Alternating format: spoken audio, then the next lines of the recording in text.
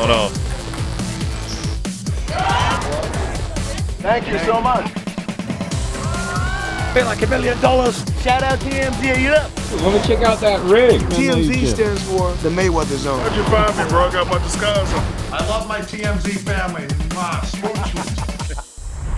Welcome to TMZ Sports. Babcock here. Don't write off the Kansas City Chiefs just yet because they got a big win last night.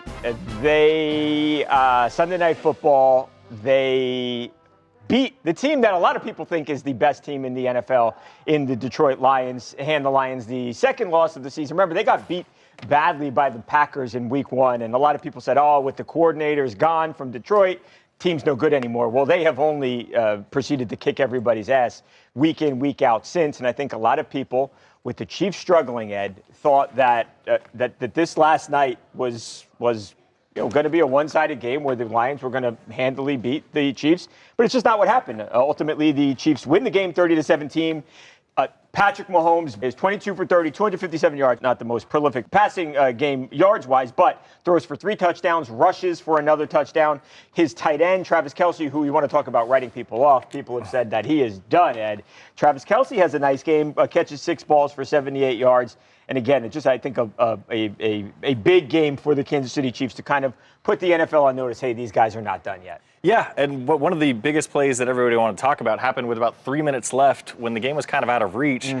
Juju Smith-Schuster comes down and blocks Brian Branch in the back.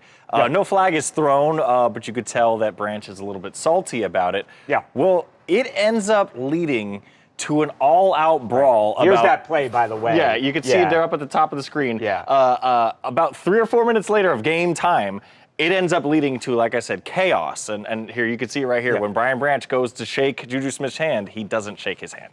So we got a little fight here, a little altercation going on. I don't know what started it. Well, Brian Branch was involved in something, and there was a little exchange, and then people came running. I think that was Juju Smith-Schuster who came running into that. Just glanced up and saw 2 Chiefs, 1 Lion, and then, of course, everybody coming on the field at the end of the game. And look, and there is a pretty significant brawl going on here. The back end of that over to the right. End of the game there. Branch walking by. Mahomes extends the hand to him. Branch doesn't respond, doesn't put his hand out. Pat on the back. Juju Smith-Schuster saw that. And then Branch and Juju continue to pass by, and he gives Juju a shot, who goes down. And that's where the whole thing began. It was Pacheco, Branch, Juju, and other players involved, including Trent McDuffie, as most of the guys were trying to keep things calm. The league's going to take action on that one against Branch. I love Brian Branch, but what he did is inexcusable, and it's not going to be accepted here. It's not what we do. It's not what we're about. I apologize to Coach Reed and the Chiefs and and Schuster. That's not okay. We that's not what we do here, and it's not going to be okay. He knows it. Our team knows it, and so that's not what we do. Yeah, I mean, Brian Branch is, I think, one of the leaders on their defense. He's a good football player, but Dan Campbell's a no-nonsense guy, and you could tell he was not happy with that. I mean, it's bad enough you lose the game, and then for that nonsense to happen after the game, you could tell Coach was pissed. There are images of Juju Smith-Schuster, too, where he is pouring blood from his nose. This was not a baseball scrap, where we all run out and everybody holds each other. I mean, he got after him. Yeah. And it was really just a benign play, fairly. I mean, you could call it dirty, whatever you want, but that's a receiver cracking back on a line of scrimmage run. I mean, this is a guy who could have potentially made the tackle. I mean, that's Juju's job. Mojo, I mean, you obviously was a former defensive lineman in this league. Do you have an issue with that play there? Was that a reason to then attack somebody after the game is over? No, that's not a reason to attack someone after the game is over. Yeah. It's a reason to get after them the rest of the game between the whistles. Yeah. I mean, these hits happen, right? Guys are going to cheap shot you when you're running. That's why you're always told, keep your head on a swivel. You never know what somebody's up to. Obviously, maybe the Chiefs not so much this season, but it's still a meeting between 2 of the top teams. You're going to have to leave it all out there, right? So you're going to have to bring a little bit extra juice to the game regardless of what the Chiefs' record was at the time. I mean, wasn't the nicest of hits, right? So you can feel some type of way about it. I also have no objections to Branch refusing to shake Mahomes' hand. Yeah. Nowhere in the rule book does it say you have to do that. Some people might feel some kind of way about it. I think it's totally fine. I would actually defend Branch here. Some guys don't want to be buddies on the field. They have to go somewhere else mentally in order to get into that zone. And becoming friends with the players on the other side during the game, maybe that takes something a little bit off their game. So I have no problem with that. You can't hit a guy in the face. Surprised Juju opened up the way he did. It almost looked like he hit him in the face mask, which is the whole reason that face mask exists, right? Is to protect your face. So I don't know if Branch necessarily meant to bust him open. I mean, hitting a guy in the face mask is not the worst thing that we've ever seen on a football field, but obviously Juju's going to respond to that. And then a scrum happens. Not exactly how you want the closing seconds to tick off of a broadcast when you got the world watching. So for Dan Campbell, you got to deal with the loss, and then you got to deal with that. Makes things worse, exacerbates it. Not a great look for all. End of the day, wasn't that bad of a thing. This is going to go away extremely quickly, and Branch can recover from this. So not ideal, but not a game changer in any way. Yeah, obviously there's going to be some price to pay here from the NFL. I guess the question would be, are we talking about a fine, or are we thinking that this could potentially, guys, be something where he's suspended? I would imagine the suspension is off the table. You think so? I mean, we've seen players do worse. Yeah. Especially even off the field, like not even away from the gridiron and not be suspended. I'd imagine it's just a hefty fine, especially Juju's not injured or anything like that. Like, I think that's a good point. I think if he had gotten it a cut fine, I think Mojo, if he had somehow gotten hurt seriously, I think you'd probably be talking about a different story then. But I guess no harm, no foul, and everybody here moves on. It's a big game. The Lions are fine. The Chiefs, I think this game was more important to the Chiefs than it was to the Lions, right? The Lions are going to be okay. That division is very close here. Chargers are one game up on the Chiefs, but everybody is pretty tight. So it's going to be really interesting to see what happens with the Chiefs the rest of the year here. I think they've probably got the guy who's the best coach in the entire NFL, and obviously. Patrick Mahomes is still one of the best quarterbacks in the league, and Travis Kelce clearly has something here left in the tank. Now, speaking of Travis Kelce, we can't move on here without mentioning Taylor Swift, who we have now seen at a game for the first time this season. Ed, we know she's been there before, and a matter of fact, go back a couple of weeks, she kind of slid by the media behind that partition a couple of weeks ago, right? We know, though, she was at that game. Why she was hiding, that's up for debate. She was not hiding last night, though, and she was seen. There she is with Ed Kelce, of course, Travis Kelce's father. She was there with her buddy, Caitlin Clark. Taylor and Caitlin are friends. They were hanging out at the game. Not the first time we've seen them hanging out together. But there she was back at the stadium last night, Ed. And, I don't know why she hasn't wanted to be seen. She hasn't wanted to be, though. I think we kind of maybe got the answer that now the album is out. You think that's what it is? Now that perhaps that was all it was just I want to build up to the album and not be seen until the album is announced. Right. Now the album's out. I can't think of what's changed between October 11th or whatever it was and whatever September 12th was, whenever the Arrowhead game was. So I'd imagine that was it. Also, after the game, we saw them out at Prime Social in Kansas City, and she was sipping a little cocktail. So it seems like that's whatever. Travis's and Patrick's restaurant. No. This is a different little hotspot. It's like a bar. Kind of similar vibe though, like a upscale bar. I just think that now that the album is out, she's clearly whatever was withholding her back is not anymore. I mean, drinking after the game, you're on TV. I think we're past that point. Pretty cool. Good night for the Chiefs. Coming up next on TMZ Sports, after 8 days in the hospital, Mark Sanchez is released. But before he goes home, he has to make a stop at the jail to get processed and to take a mugshot. And then the former star quarterback breaks his silence, addresses the incident for the first time. We'll hear from Mark next on TMZ Sports.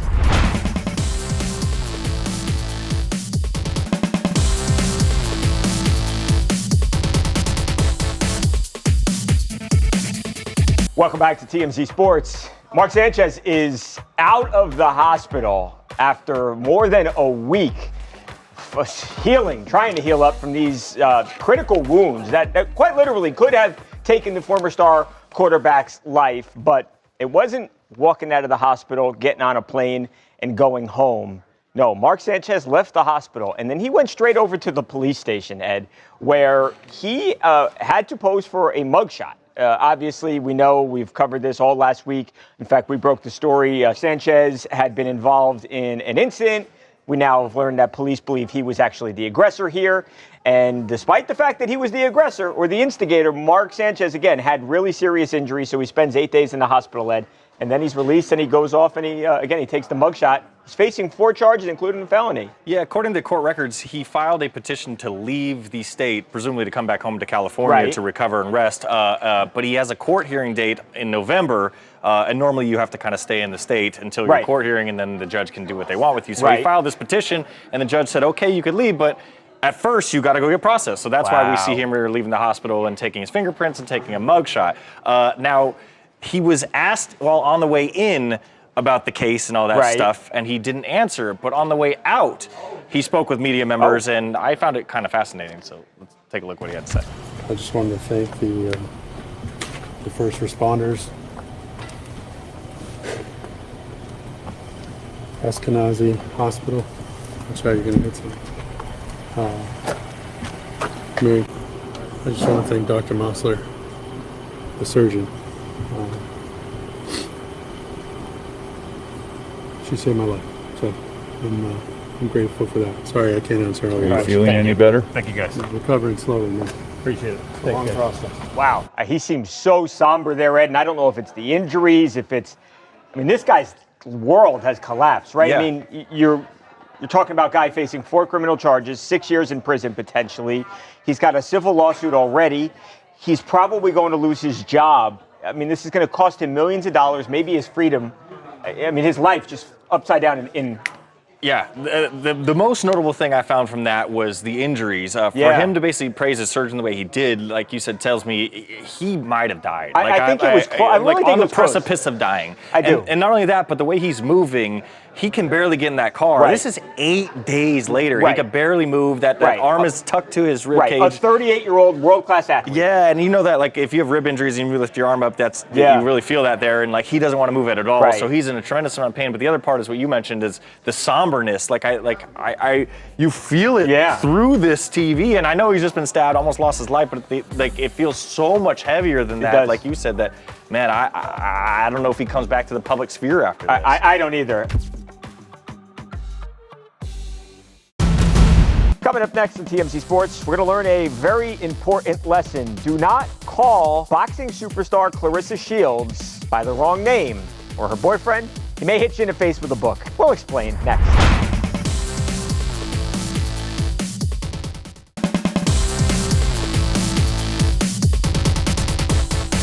Welcome back to TMZ Sports. A comedian or a giant troll learned the hard way: do not address boxing superstar Clarissa Shields by the wrong name, or her boyfriend's gonna kick your ass. There's a comedian named Gerald Hudson, G. Hudson as I call him. His thing is that he goes up to celebrities and he will address them by the wrong name. Well, he tried that with Clarissa Shields. Again, Clarissa Shields is arguably the best female boxer in the world right now. Well, he walks up to her and he calls her Serena Williams. Obviously, Clarissa is not Serena Williams. Well, Clarissa, she didn't fight, probably better off being that she is this superstar boxer, but her rapper boyfriend did. Shannon, what happened here? Basically, he felt some type of way that this guy kept saying it. They were basically trying to tell him to leave us alone. Like, we get it, ha, funny, walk away. Who is he? Because I didn't say his name. Okay. Yes, the rapper. You can rapper say from New York, right? Papoose. Papoose? Yes, he's a rapper from New York. So basically, he felt some type of way that this guy kept approaching them, trying to be funny or whatever. But then he ended up getting hit in the face. Papoose, and Papoose is allegedly the one hit him. He has a messed up nose, and then he put it on his social media saying, "Oh, Papoose hit me with a book." I guess he used a book and slammed it on his nose, allegedly. Right, so. we've actually got that. Here's Clarissa talking about the incident. And a guy walked up to me, and he didn't have a phone in his hand or nothing. And he was like, "Oh my God, there goes Serena, Serena, Serena." And all of us who was around looked at him like, "Bro, what is what is you doing? So the dude called me Serena. Now, I never knew who the guy was because he never had a camera. I don't really follow these people pages who do this type of stuff or whatever. But couldn't find out it was a dude named Drill Houston, I think. He a comedian. And listen, I ain't got nothing against him. I told him, like, I'm not Serena. So as I walked off, he continued to, like, press me. And I told him, like, bro, good plan. You know what I'm saying? Like, I'm over here talking to Jay Prince. You know what I'm saying? I'm over here talking to Abdullah Mason. Like, I'm talking to heavy hitters. You know what I'm saying? One, I deal with a lot of people that's irritating. So I'm like, you know what? This dude irritating me. So I'm walking off. He keeps stepping to me. So as he's stepping to me, now, of course, my man, Pap stepped like, hey, bro, chill out. She said, like, you know that's not Serena. Leave her alone. He's stepped to Pap, you know, because this what he do. This what he do. He like, hell, I did it already. You done already disrespected me. You know, you already done trolled me. Now Pap done told you to step off, and now you stepping to Pap. You already know what happened. I don't have to say nothing. She tells the whole story right there, Shen. They wanted him to stop. He didn't stop. I could not be happier, Mojo. I hate these kind of troll BS stuff online. I hate it.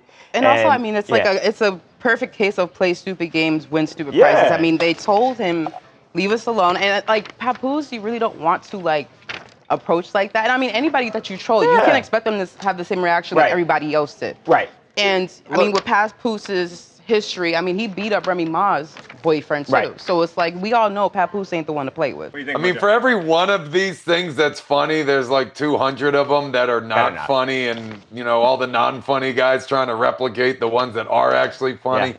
That process, it just gets annoying, and the worst ones are when they have to mess with other people to use their reactions to feed their views. I hate that so much. It's so irritating. I mean, what does it for me is that she turns around, gives the guy her back, tries to leave the situation, and then this happens. I mean, if you're asking me, that dude had it coming 100%. If they were standing there chatting face to face, and then, you know, the dude tried to make a joke and someone blasted him in the head for it, I mean, maybe that's a little bit different. But when someone tries to exit this situation that you have forced upon them and you continue to pursue them, I mean, at that point, for me, hit him again. Coming up next on TMZ Sports, one of the most famous and talented UFC fighters ever with a massive announcement. We'll explain it next on TMZ Sports.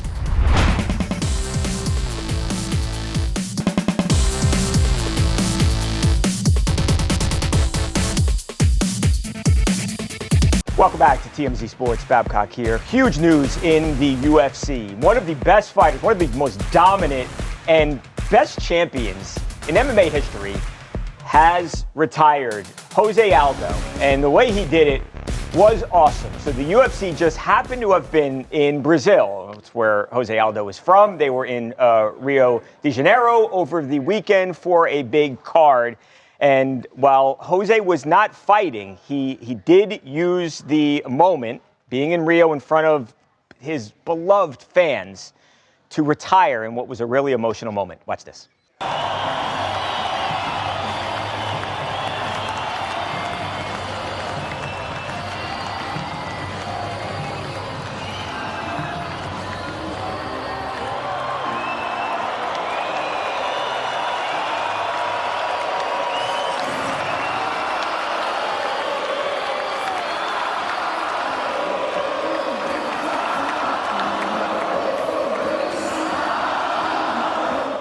He would have gotten an amazing ovation, cheer anywhere on God's green earth. But the point is, this being in front of those hometown fans, after Anderson Silva sort of blazed the trail and became the biggest star in the entire UFC, José Aldo was that guy, and he was the gold standard at featherweight forever. He is one of the best featherweight fighters of all time. He's one of the best fighters of all time, period. This is a guy who was champion for over 2,200 days. That's a record that still stands, and José Aldo is as good as it gets, and there will be other stars, but there will never be another José Aldo. Now, we got to talk about something else, because you may have noticed this. As José Aldo was laying down the gloves, and that's how, when you're an MMA fighter, when you're a UFC fighter, that's how you retire. You might have noticed that absolutely gigantic Monster Energy logo right there in the middle of the octagon, which is going to be the perfect segue for me to talk about the TMZ After Dark Tour, which is fueled by Monster Energy. We talked about this last week. You go on this bus here over the weekend in Los Angeles, and you go to some of the hottest, the most iconic spots in all of Hollywood. I'm talking like, shots, riding the bull at Saddle Ranch, and you do all of these awesome things. This past weekend, on Saturday, Eric Bellinger, the great musician, Grammy-nominated musician, a guy who has worked with everyone from Chris Brown to Selena Gomez, he wasn't just there. He didn't just shake a hand and take a picture. The dude performed for forever. The bus going crazy. Everybody had an absolute blast. And I am attributing all of the energy and the fun to Monster, because it's Monster Energy. They are awesome. If you want to learn more about it, go to monsterenergy.com. Ride the TMZ After Dark Tour bus. It's awesome. It's an awesome time. Fun. All right, guys, we're just about out of time. We got a lot to talk about tomorrow, though. We got 2 big NFL games, a bunch of sports to discuss tomorrow. Mojo, why don't you sign us off here for old time's sake? Bringing it back, baby. We'll see you tomorrow, where it will be the best show since today. I'm a lawyer.